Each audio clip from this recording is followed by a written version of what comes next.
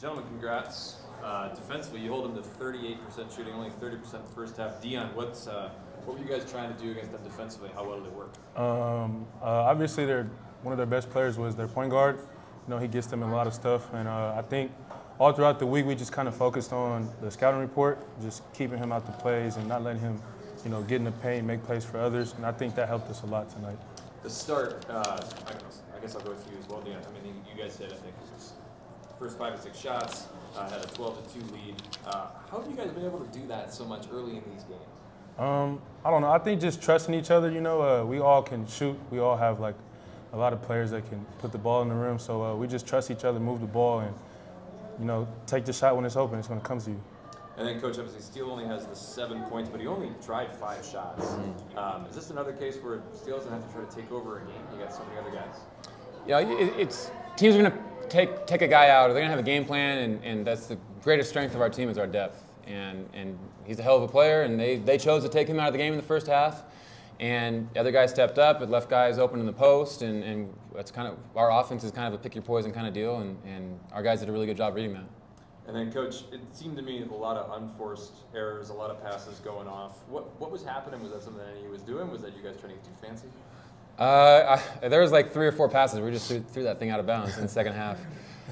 And we talk about having an edge. You know, that's something that we take pride in is having a chip on our shoulder, having an edge. And when we're playing well defensively, we can't come out of the half just because we're not going to really have too many adjustments defensively. We still got to have that edge, and I think that's where, you know, casual passes or plays where we're late on help side and stuff like that. We can't have that happen in the second half, and we just got to make sure we have that chip all 40 minutes. And the last one for you, Deon has a big game, 12 points. He seemed to give you guys a spark. What did you see from Deon tonight? Just him being aggressive, and I think Deon's best 2 weeks of practice has been the last 2 weeks.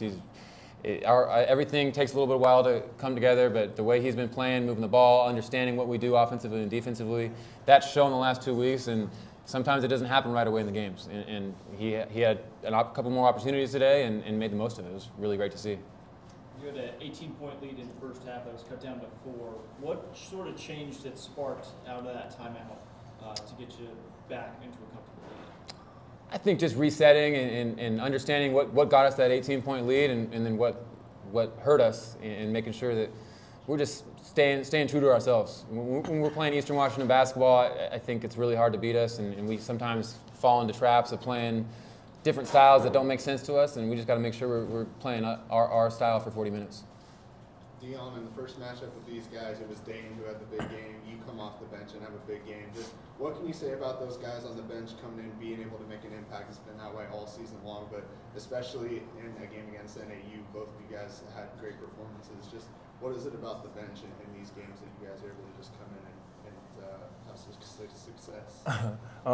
Like Coach said, we got a lot of guys that can go out and have a crazy night, you know, a crazy night. So I think we just all trust each other and be ready for our opportunity, because next man up is kind of the mentality we've been running with all season. And it's been working. You know, some games is this guy, some games is that guy. And I think that's the best asset of our team is our bench. And Coach, heading into Saturday, you got a chance for at least a share of the Big Sky Championship. Coming into the season, was that a goal of yours? Was that something you saw as a possibility for this team? Just now that it's right in front of you, looking back, just how does it feel? For sure, it's definitely been a goal of ours. We talked about it in our first team meeting. You know, our first goal is to be the most cohesive team in the country, because that should come first before winning, right? And so we talked about being the closest team in the country, and that will lead to a Big Sky Championship. That was our second goal, and so we're excited about that being a possibility. Again, we're just trying to stay in the moment, go 1-0, and then celebrate that hopefully on Saturday. But we're just trying to get better right now.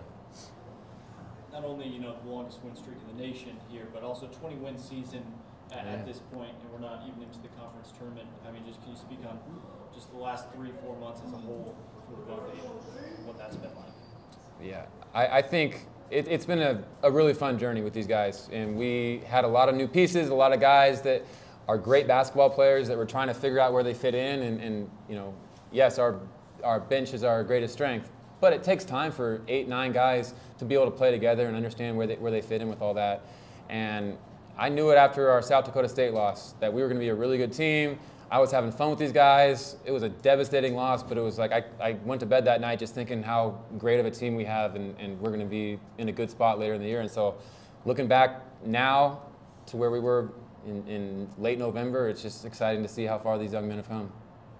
Coach, do you have any update on Tyrese? I know we went out with a little ankle. Everything okay? Sounds like it is. You know, he was itching to get back in the game. It was hopefully more of a precautionary deal. We'll see tomorrow. It's always 24 hours with those kind of things. Anybody else? Thanks, Well, guys. Go Eagles!